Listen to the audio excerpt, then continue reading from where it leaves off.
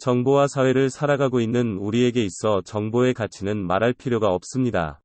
그리고 정보를 가지고 전문 지식을 축적하여 스스로 생각하고 판단할 수 있는 능력을 가진 지식작업자 또한 현대 사회에서 빼놓을 수 없는 주축입니다. 사고편의 제1장에서는 지식작업자에게 있어 필요한 성과 향상 능력과 성과 향상 방법에 대해 이야기하고자 합니다.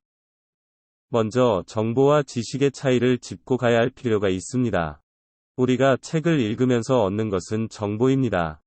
그리고 이러한 정보를 가지고 자신의 일에 응용하고 성과로 연결시키는 능력을 지식이라고 합니다.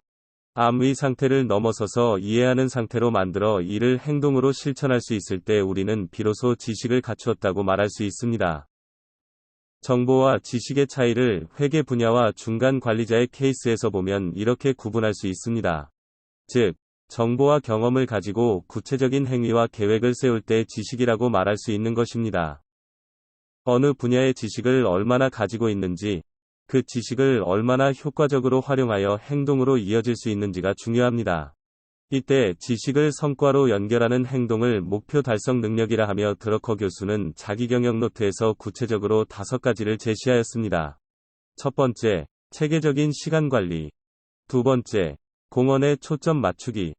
활동의 초점을 외부 세계로 높은 곳을 지향해야 한다고 했습니다. 세 번째, 강점을 활용하기. 네 번째, 중요한 일에 집중하기. 우선순위를 스스로 결정하고 결정을 고수해야 한다고 하였습니다. 다섯 번째, 성과를 올리는 의사결정하기. 만장일치의 의사결정보다는 다양한 의견의 기초에 판단을 내려야 한다고 보았습니다. 앞에서 소개한 5가지 능력을 습득하고 실천하여 행동의 질을 향상시켜야 성과를 얻을 수 있습니다. 드러커 교수는 이렇게 지식을 성과로 나아가게 하는 방법을 체계적인 작업이라고 표현하였습니다. 목표 달성 능력은 다른 말로 설명하면 습관이라고 이야기할 수 있습니다. 즉, 실행 능력의 축적이 목표 달성 능력이라고 할 수 있는 것입니다. 습관화된 상태를 만들기 위해서는 사고를 바꾸고 이해한 후 행동에 변화를 주어야 합니다. 그리고 이러한 과정을 반복하다 보면 무의식적인 행동, 습관화된 상태에 이르게 됩니다. 습관을 하나 둘씩 늘려가다 보면 성과로 연결되고 이처럼 사람의 노력에 의해 목표 달성 능력이 향상될 수 있음을 알 수 있습니다.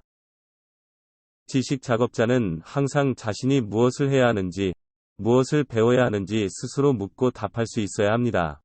지식 작업자는 제3자가 관리, 감독할 수 없는 특성을 가지기 때문에 스스로 자신을 관리하고 감독할 수 있어야 합니다. 정보화 사회에서 지식작업자는 지식이라는 생산수단을 소유하고 있습니다. 지식작업자가 창출한 생산물은 그 자체만으로는 쓸모있다고 말할 수 없습니다.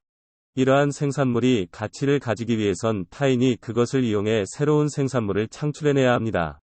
그렇기 때문에 지식작업자는 자신의 성과를 다른 사람에게 제공해야 할 필요가 있습니다.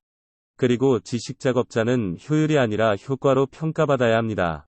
이때 효율은 어떤 일을 제대로 하는 것으로 수단을 얼마나 적절하게 사용했는가를 따집니다.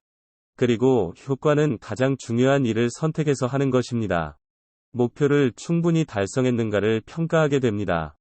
정리하자면 효율은 일을 하는 과정에 초점을 맞추고 효과는 목표 달성에 초점을 맞추는 것입니다. 드러커 교수는 지식작업자가 생산성을 향상시킬 수 있는 조건 4가지를 제시하였는데요. 내용은 다음과 같습니다. 첫 번째, 일의 목적을 생각한다. 예를 들면, 해야 할 과업은 무엇인가, 무엇을 수행하려 하는가, 왜 그것을 해야 하는가라고 질문을 해야 합니다. 두 번째, 스스로 생산성 향상에 책임을 진다. 세 번째, 끊임없이 혁신을 한다. 가치에 관련하여 새로운 생각과 아이디어를 가치로 이끌어내야 합니다. 즉, 새로운 차원의 성과를 창안해내는 것이 혁신의 본질이라고 볼 수 있습니다. 네 번째, 꾸준히 자기 개발에 힘쓴다. 시대 상황에 맞추어 자기 자신에게 필요한 변혁을 시도해야 합니다.